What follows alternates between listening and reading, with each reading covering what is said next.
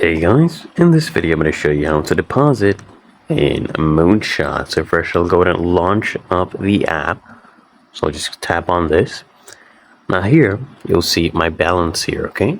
What you can do is come here at the bottom right, you'll see holdings. You can access your wallet in two ways. You can either click on this or from the home page, click on your total balance. Now, this is how you deposit. You can click here and deposit, or you can come here and deposit here cash or Moonshots as well. Right? But I'll just click on deposit from here, or you can click the other way as well.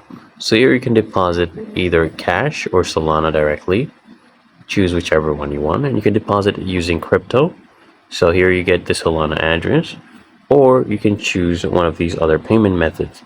So you can use a credit or debit card as well. Just enter the amount, okay, and then swipe to deposit. You just need to enter your card details, your card number, expiration date, and CVV code. And these other options will be coming to your country as well. Maybe it's already available in your country. You can go ahead and use that. Bank transfer, Coinbase, and PayPal. But otherwise, it's really that easy and simple. So I hope this guide provided value to you. And if it did, consider smashing that like button, as well as subscribing to frequently asked questions. And I'll see you guys in the next one.